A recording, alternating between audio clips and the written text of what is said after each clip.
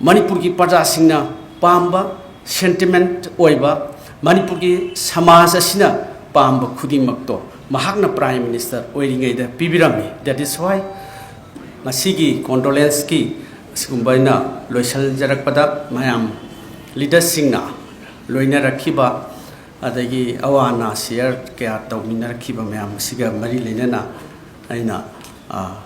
conclude taw jarakpada loisan jarakpada asai mayam punamak Manipur Pradesh Congress Committee na Bharat ki Pradhan Mantri oibiramba Dr. Manmohan Singh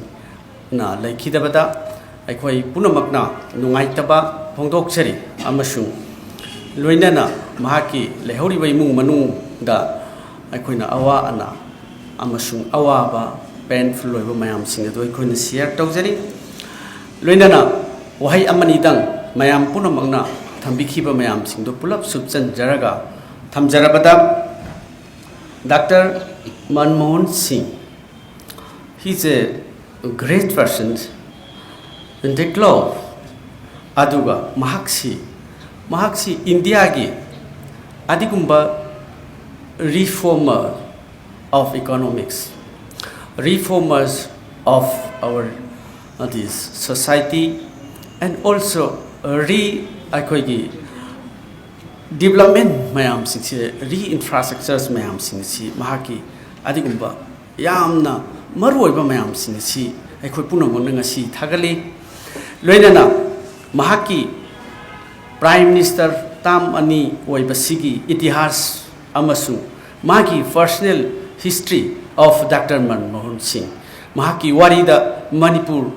adumak yauduna laigani amasu Manipur gi itihas ta Dr. Manmohan Singh gi itihas ki wari adum yauduna laigani maram asina aikhoi Manipur gi Praja Singh masaigi leiriba aikhoi gi Manipur gi Praja Singh na pamba sentiment oiba Manipur gi Samaj asina pamba khudimakto mahakna Prime Minister oiringai da pibirami. That is why his history will include the history of Manipur, and also the history of Manipur will include in the history of Dr. Manmohan Singh. Haina aina sumaina thamjaningi maramdi mahaki asumlaba Manipur gi Praja Singh na pam khiba mayam sing ado mahakna Prime Minister oirba matamda ahanbada miyam punamakna yam itihasik oiba mayurol dagi leiraklaba Kangla gi miyam khudimmakna yumdong khudimmakna mipung khudimmakna community khudimmakna Manipur gi itihas ki nainaba mayam khudimmakna Kangla miyam da sinabiyu haibado mahaki Prime Minister oiringai matamda the then former ministers of our state Sri O Ibobi mahak loinana Manipur gi Praja miyam da Kangla gi show miyam da sinaki masina maram oirkanda Manipur gi itihas da Manmohan gi itihas leiragani Manmohan gi itihas da Manipur gi itihas yauduna leiragani loinana ahanba oina Manipur gi Praja kudimakna Manipur gi Samaj asida satiba mayam sing se demand tautuna ta lakhiba misi mina miwa awa China khol Manipur gi Praja kudimakna adigumba ningba kaibagi kholau kayana thallaba asida matamdugi Prime Minister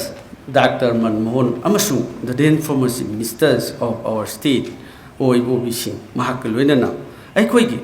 Manipur gi asumlaba armed forces civil power right Manipur gi segment tegi adigumba lokthokkiba Manipur gi itihas leiriba makhai ahanba Stephen tawa aduga India gi itihas da Manipur gi itihas da Manmohan gi itihas leiriba makhai aikhoi gi Manipur gi itihas atuma yauduna leiragadaba adigumba yamna Praja Singh gi yamna inot piba adigumba Prime Minister oiramkhiba misaksi amasung misakni amasung mahakna mahaki reformers ni socialist ni haibase aikhoi pudamakna tentakna thamjarabada Bharat punamakta shatnariba adigumba mipung khudimaki RTI ek mahakna puthoki Mahatma Gandhi MGNREGS mahakna puthoki society sida lairaba singki adigi mayam sing sigi society sida leiba mayam sing sigi to accommodate ꯃꯤꯄꯨꯝ ꯈꯨꯗꯤꯡꯃꯛꯀꯤ ꯑꯗꯨꯒꯨꯝꯕ ꯃꯌꯥꯝ ꯑꯗꯨ ꯄꯤꯕ ꯉꯝꯅꯕꯒꯤꯗꯃꯛꯇ MGNREGS ꯃꯍꯥꯛꯅ ꯄꯨꯊꯣꯛꯈꯤ right two education ꯄꯨꯊꯣꯛꯈꯤ ꯑꯗꯒꯤ ꯇꯣꯉꯥꯟꯕ ꯉꯁꯤ ꯃꯅꯤꯄꯨꯔꯗ what we are in the state is the product of our former Prime Minister Shri Manmohan Singh and the then former Chief Minister of Manipur matam madugi mahaki adigumba khongthang wakhal reformation social reformation economic reformation social and also restructuring the development of the state masi punamakse mahaki matamda pibiramba mayamsing manipur gi itihasta lehoragani maram asina hainingbadi mayamni mayamna thambikhiba mayam punamak endorse tawjare hairaga ngasi asunglaba mahak leikhidabagi nungaitaba imung manungda wana phongdokpagi time tanja asida lakpiriba mayam punamak thagachari amasung aikoi mahakna mahaki atmana sargada shanti oina ꯂꯩꯕ ꯏꯁꯣꯔꯅ ꯄꯤꯕꯤꯕ ꯑꯣꯏꯁꯅꯨ ꯑꯃꯁꯨꯡ ꯉꯁꯤꯒꯤ ꯀꯟꯗꯣꯂꯦꯟꯁ ꯑꯁꯤꯗ ꯌꯥꯎꯕꯤꯕ ꯃꯌꯥꯝ ꯄꯨꯝꯅꯃꯛ ꯊꯥꯒꯠꯆꯔꯤ ꯖꯥꯏ ꯍꯤꯟ ꯖꯥꯏ ꯃꯅꯤꯄꯨꯔ ꯖꯥꯏ ꯀꯪꯒ꯭ꯔꯦꯁ